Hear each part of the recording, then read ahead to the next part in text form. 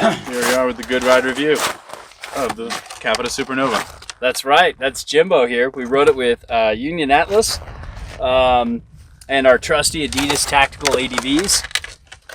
You can see here, it's got a nice kind of medium-ish flex. It's definitely a lopsided butterer because of the camber profile. Didn't you feel that? Yeah. Like, definitely more difficult on the tail, but a lot easier on the nose because there's rocker in the nose. So, well, it feels pretty consistent throughout, didn't you feel? Yeah. Like flex-wise, if you just flex it like we did here, or like you would in a shop, on snow, it really bends a lot easier here than the tail. But man, it's got some pop to it. I mean, Capita's just known for making poppy boards across their line. And it was really cool to kind of see this board and how it compares against the Black Snowboard of Death and Warp Speed. And also kind of like just comparing it myself to the, you know, the Mercury. And it kind of sits in that, like, I love that full camber from tail to nose like you get with the Kazoo, but no taper. It's a double ender, more like the Mercury, and doesn't have this flat to rocker in the tail, so it really has a lively, almost full camber feel that's just a slight bit more playful.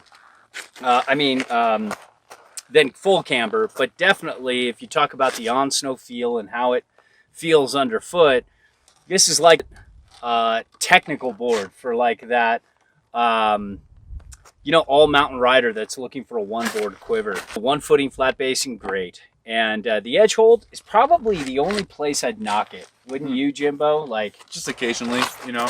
Yeah. Occasionally on my turns, I feel like the edge would give out. You might need another tune to get this sharper, but it also is just like Capita. That's their thing. They're not, if you're somebody who's tried like more aggressive edge hold technologies with disruptions in the side cut and you don't like it, then you'll be really happy here. Yeah. Because it's just old, you know, traditional, just edge hold, you know, it just feels like the old days. And it lets go a little early in the harder snow than I'd like personally. But taking this out in good snow, it's just amazing. It's kind of a medium snowboard. Turn initiation. This is a super narrow waist, and it is super fast. I could just, you know, this 56 was just lightning speed back and forth. And the turning experience and carving, when we did set the edge into some good snow, this was a blast. I mean, too much for Jimbo size 11s. I wish they made this in mid-wides. Yeah, that'd be nice. Because this has that old school waist width. You know, but for me and my 8.5 Adidas Tactical ADVs and a true size 9, I was loving it. I thought it did a great job.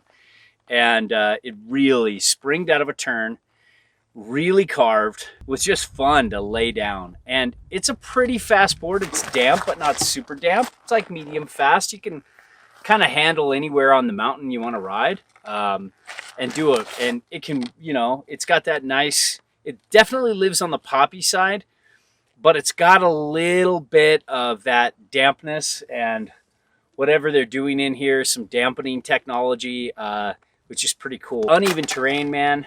I would love this on a crowded Saturday resort day if I had to ride. I could just weave in and out of bumps. And it powers over well enough, but not great.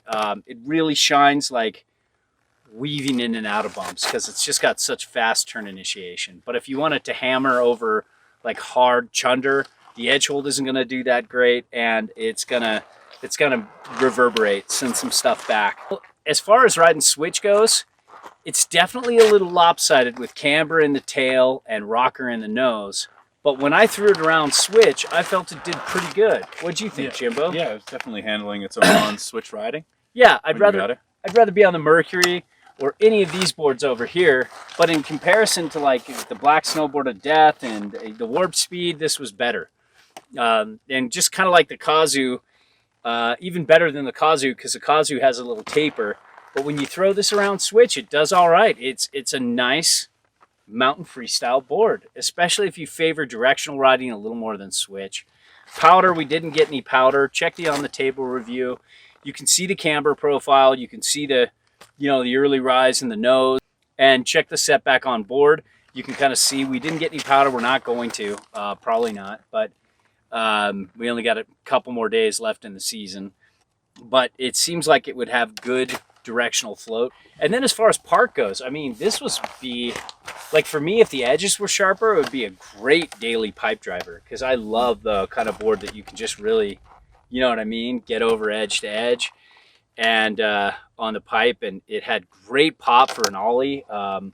Really just had a lively spring to it, and it seems like you could hit some medium-sized to even bordering big kickers with this and just jam. And jibs, not really so much. I'd rather be on, like, you know, like the Scott Stevens or the Horoscope or the Ultra Fear. Those are better jib boards, but this is really more jump, pipe, mountain, but it could hang there with jibs. Capita does a great job at presenting good flex, good energy. That on today, testing all these boards against one another, did not slouch in any way, shape, or form.